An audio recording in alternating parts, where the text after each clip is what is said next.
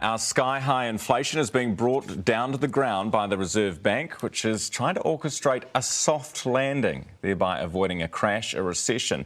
Tomorrow, the OCR, the official cash rate, is expected to increase 50 basis points, according to most economists. Speaking of economists, one in 2014 famously described our economy as a rockstar economy. By 2019, we'd, quote, lost our mojo. Paul Bloxham is his name. He's the HSBC's chief economist for Australia, New Zealand and global commodities. He's with us this morning. Good morning. Good morning. Great to have you here. Thanks for coming in. So we were a rockstar economy. We lost our mojo. How would you describe us today?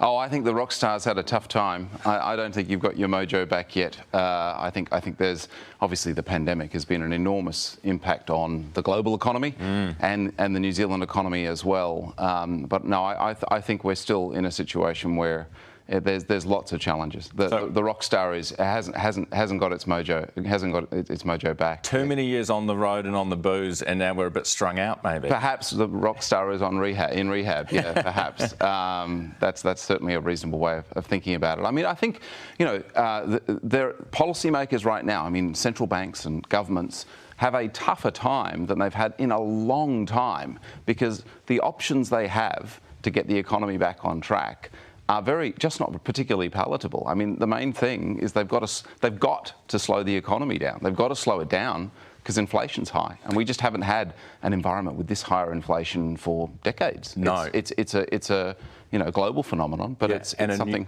and a new thing for some people as well, who haven't experienced it before. When you compare us to, say, Australia started lifting their rates. You could argue a little too late, right? That's certainly, I think, reasonable. Yeah, I think the RBA was a bit behind. The governor himself says that it's a bit embarrassing that the RBA wasn't able to forecast inflation picking up so quickly. But there are some differences. I mean, New Zealand's inflation picked up earlier. It's been going for longer. True. And it is more embedded. It is more a part of what people expect now. Inflation expectations are higher. It's in the wage setting process in a way that actually makes the RBNZ's challenge, the Reserve Bank's challenge here, quite high. It's a hard challenge. They've got to lift interest rates to get households to start to slow down their spending because they're not listening. To get inflation down. And it's harder to do once it's in the wage setting process. Once you've got inflation rising and then it leading to wage demands and higher wages feeding through. In Australia, inflation arrived a bit later. And I think it might just be a bit easier for the RBA because at this point the world is actually slowing down. Global inflation is slowing down. So that might all be quite helpful in Australia. It'll help New Zealand as well, but I think New Zealand's challenge is quite large. I think the RBNZ is lifting rates 50 basis points again this week. I do think that there is going to be very hard to avoid a hard landing here, that you are going to have a bigger downturn to get inflation out of the system. What does a bigger downturn look like? It looks like GDP probably falls around the turn of the year. That's what we've got in mind, that towards the end of this year. And that's partly a local story with interest rates having to go up and the housing market cooling and really the RBNZ needing to slow down the consumer, this is the point. But also, you've got to keep in mind the global economy's in a decent slowdown now as well. I mean, there's a hefty downturn going on. And we're a trading nation, first and foremost. We need people to be buying our stuff. What about unemployment? What are you predicting there? We think the unemployment rate, which has already lifted a little bit, will trend a bit higher through the second half of this year and into next year as well. I guess it's tricky because with the border closed, there aren't actually enough workers at the moment who are coming through. That's presenting a challenge in and of itself. But we think what's going to happen is we will get a few more workers, but also demand for them will start to weaken. The economy will slow down. The cooling housing market, the higher interest rates, that will slow things down as we run towards next year. So when you say hard to avoid a hard landing, it's a tightrope that they're walking, the Reserve Bank, really. So how do we know if they've gone too far? When will we know if they've gone too far?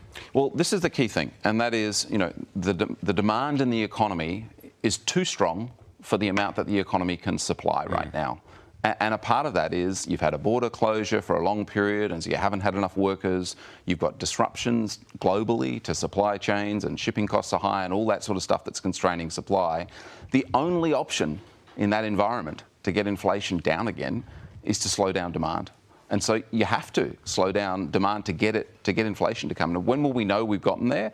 When we can credibly say that inflation is back in the sort of range that it should be, the 1 to 3% range that the Reserve Bank targets. At that point, and they can say, well, it's either there or we're very convinced it's going to get there. That's the point at which we can say. And the problem is that it's hard to calibrate that. Paul, how do we get back to our rock star status? Give us some inspiration this morning. What do we need to do as a country, as an economy, to make sure, and I'm not just talking about the shorter term or medium term issues of labour market, stuff like that, but, you know, we're out there signing free trade deals with Europe and with the UK, etc. What do we need to do to get back to that feeling that we're on top? Well, it's those things, definitely. You need to continue on the reform agenda. You need to be lifting productivity growth and supporting and therefore supporting medium-term growth prospects. And you have to have a very global focus, as you're describing. And that's an important feature. You need to be taking advantage of the opportunities that are out there to grow the economy. That's a tough gig at the moment. It is tough because the world is still challenged by the pandemic and its impacts and all of the geopolitical developments that are happening as well. But that should be the focus, an outward focus and a focus on lifting productivity growth locally and improving the productivity performance. How do you do that? Because one of the things that our government's currently looking at are these fair pay agreements, which they tell us are similar to ones that they operate in Australia with the unions, which will pay workers more. Well, that's the idea anyway, and set minimum standards, etc. But doesn't necessarily solve any of our productivity issues. So what do we do to lift productivity in New Zealand? Look, I think labour market reform is definitely a part of the story. Tax reform is another part of the story. Lowering taxes. Yeah, well, making it more efficient, making the tax system more efficient. I think there are a whole range of things that you can look at that the Productivity Commission always, sets out in terms of ideas for lifting productivity. The thing is right now, if you think about where you stand right now, these are all grand things and they need to be part of the plan. But the immediate problem you have is you haven't got enough capacity to supply the amount of demand that's out there. One of the primary problems you've got is not enough workers. And so one of the ways to fix that is to make the economy more attractive, bring more workers in, try to speed up the migration story. These are the sorts of things. But this shortage of workers is a primary concern. I mean, this is not just a New Zealand story either. This is an Aussie story too. The Australians are facing the same sort of challenge. Yeah. Can I ask you a question about that? Where have all the workers gone? If every single country is having a worker shortage, where are they? Well, it's a great question. It really is. And there's lots of different stories. But I mean, part of it is that a lot of workers left the workforce in the Western countries, in the US and Europe, through the pandemic, and a lot of them haven't come back to the workforce for whatever reason. They're older workers. They don't want to come back to the workforce. They've had large benefits paid to them, and support has supported them, and so on. That's part of it. A part of it is also that there has been a really big change in global migration trends.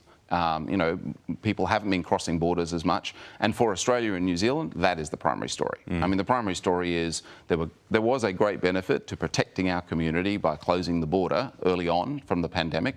That did deliver a great health and economic benefit. But the costs are coming now. The costs came later.